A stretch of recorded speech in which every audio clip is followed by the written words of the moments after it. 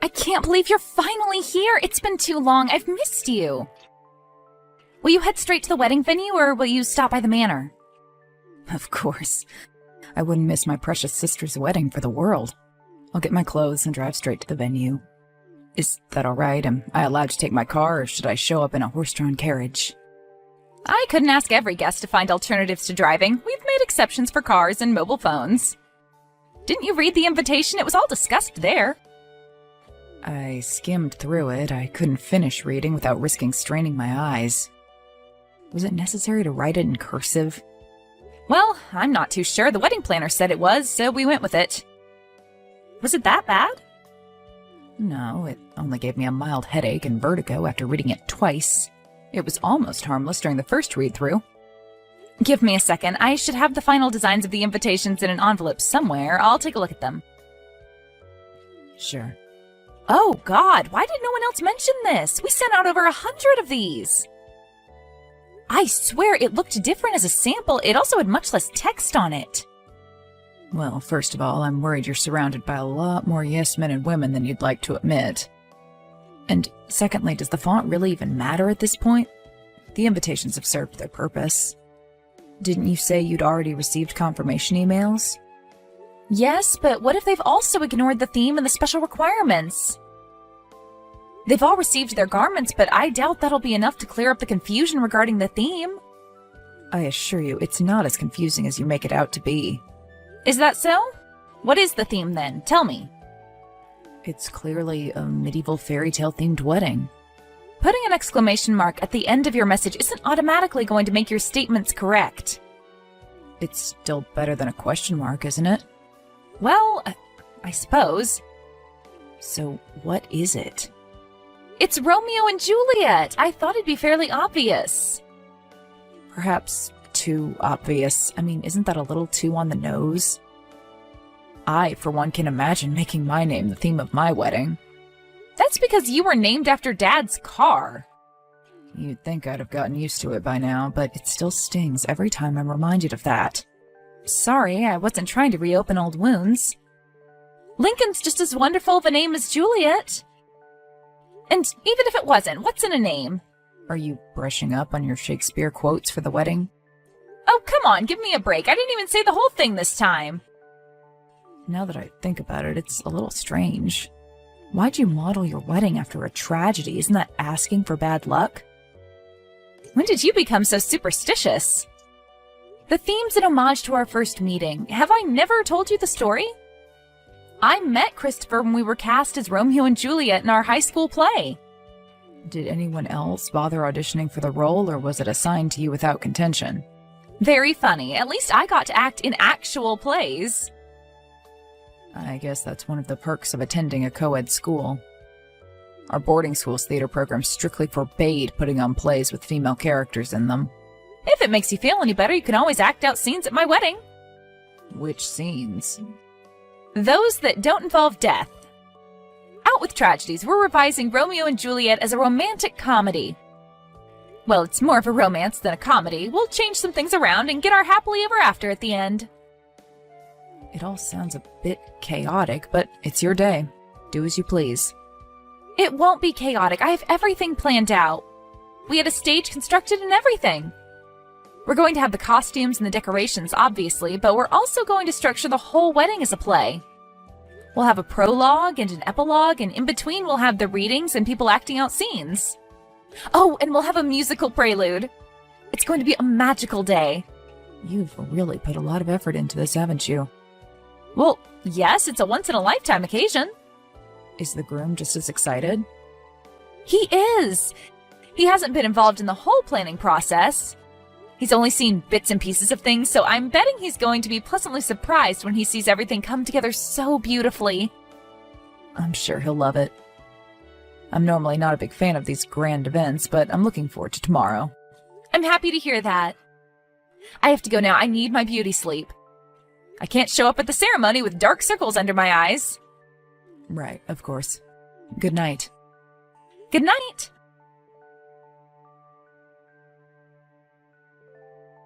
Christopher, dear, where are you? The bride texting on her smartphone doesn't really go with the theme. Are you alright? Are you stuck in traffic?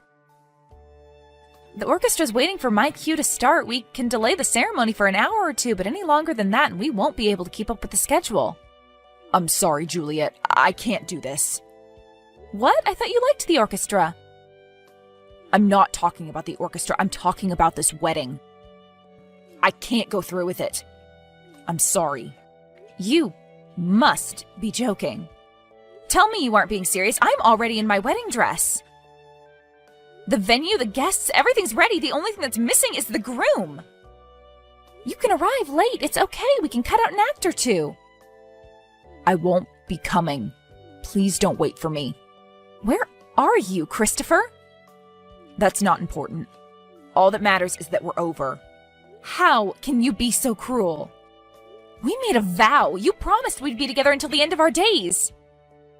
Did those words mean nothing to you? Back then, I really did feel that way, but over time, my feelings changed. You know I've been making preparations for this day for years. How could you leave right now? Is this even you who's texting me? Perhaps you've been kidnapped, or perhaps somebody's threatening you. Tell me if you need help. Juliet, I need you to calm down. You're in denial. That's perfectly normal. Take a deep breath. Everything's fine. Everything's not fine. What kind of twisted individual do you have to be to do this to someone? If there were issues, why didn't you bring them up sooner? Where are you? I need to see you right now. I'm with Abigail. You're in the old servants' quarters? So you're here at the wedding venue. Why would Abigail be in the old servants' quarters? Well, the maids and waitstaff are using the rooms as storage units. Since she's one of the maids, I just assumed she was with the rest of the staff. Wait, why are you making me justify my words as though I've insulted her? Why are you with her in the first place? Sorry, was my statement too vague? I'm with Abigail in a hotel room. We're planning on living together from now on. I left you to be by her side. You can't be serious. We've known each other since high school. Are you really expecting me to believe that a woman you met only a year ago is the reason you're leaving me? Well, yes, that's the truth. Whether you believe me or not isn't going to change anything. I still don't get why you do something like that. Why on our wedding day? Isn't the answer clear? I fell in love with her. She's so gentle, sweet, and loving, despite the world constantly trying to bring her down. The day I looked into her beautiful, sorrowful eyes, I knew I wanted to hold her in my arms and shield her from harm the rest of my life. Could you please stop gushing about her? You're the one who asked for an explanation. I tried my best to win over these feelings, but with each passing day I could tell we kept drifting further and further apart. I know my decision doesn't make a lot of sense to you, but the heart wants what it wants. Heart? Love? Do you think it's that easy to fool me? What you're doing right now isn't motivated by love. You are trying to hurt me. You deliberately chose the day that caused me the most pain. That's not true. I never meant to hurt you. I got dressed, I got into the car until the very last second. I believed I'd be marrying you, but then I was overcome with emotion and realized I just couldn't bring myself to drive toward the venue. Overcome with emotion? You're unbelievable. What am I to do now? Should I go out there, get a mic, and tell everyone the wedding's off? I can't do that. What else is there to do? Come back and tell them yourself. What? That's the least you could do for me. Come here and tell everyone we're no longer getting married because you cheated on me with one of my maids. I can't do that. I don't want to demean my one true love in front of our guests. So you'd prefer me to be the one who demeans her? She did nothing wrong. Why'd you drag her into this? Please, let's just part peacefully. Perhaps that would have been possible had you asked to break up before the wedding, but it's too late now. Are you ready to lose all your connections in the span of about 10 minutes? Your boss, your coworkers, your friends, and family members, all of them will denounce the man who left his pregnant fiancé at the altar. What are you talking about? Are you planning on lying about being pregnant just to gain their sympathy? Please don't do anything you'll regret in the future. Why'd I need to lie? I was going to tell you after the ceremony. It was supposed to be my surprise wedding gift for you. How long have you known about this? I found out last week. I Don't know what to say. Are you sure the baby's mine? Could you have come up with a worse response? Of course the baby's yours. If it's still here after what you've put me through today, you're welcome to take a DNA test. I'm sorry, I didn't mean to ask that. I wasn't thinking straight. I just can't believe this is happening to me. To you, and only you? How do you think I feel? Today was supposed to mark the beginning of our big, happy family, but you've ruined everything, all of it. I don't know what I'm supposed to do. Would you like me to come back? It's still not too late, right? I can make up an excuse and we can go on with the ceremony. Were you always this shameless? What about your one true love? Aren't you worried about her? Of course I am, but that doesn't mean I'm going to run from my responsibilities. Does she know? What? That you've been two-timing me. Was she aware of that this whole time, or did you lie to her and told her we were on a break or preparing to separate? She knew we were still together. I didn't want to lie to her. Yet you had no problem lying to me. Do you want me to keep apologizing endlessly?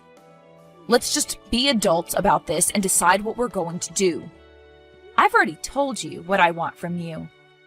Confess your wrongdoings in front of our guests, and I'll consider letting you see the child every once in a while. All right, I'll do it as long as I get to keep Abigail's identity secret. I don't want her to suffer as a result of my reckless actions. Could you do me that one favor? For old time's sake. Sure. I'll let you keep in touch with our child and keep Abigail's identity hidden as long as you do everything exactly I tell you to. How long will it take you to get here? Okay, I'll do as you say. I'm about 25 minutes away. I'll come alone. Perfect. Are you still wearing the clothes we picked out? What does that have to do with anything? You said you'd do everything I told you to. I spent so much of my time and resources on this ceremony. The least you can do is play your part. I'm confused. We'll make an announcement about the breakup after the ceremony's over. It's just one performance. Do it for the sake of our child or your lover's reputation, whichever works for you.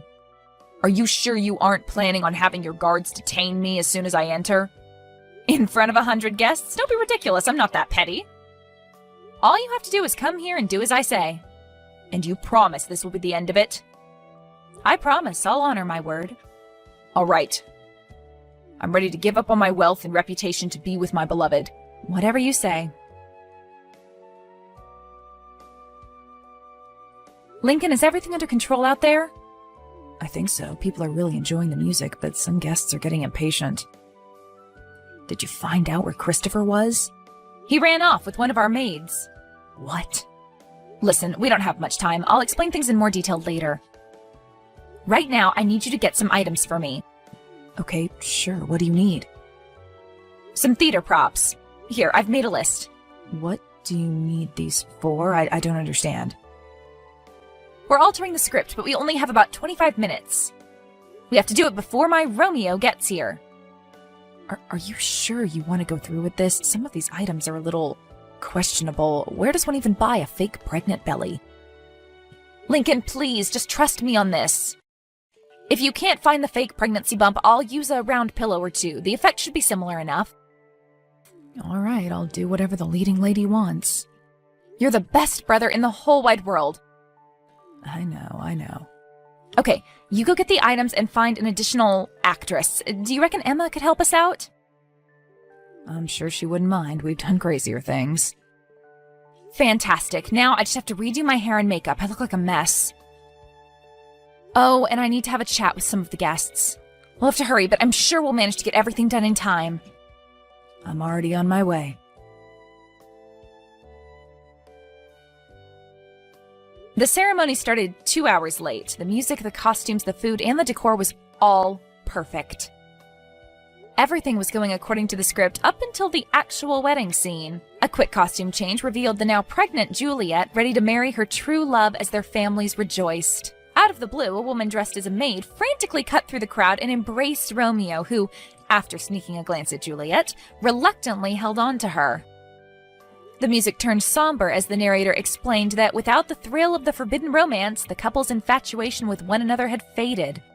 Bored and still very much irresponsible, Romeo had sought comfort in the arms of another.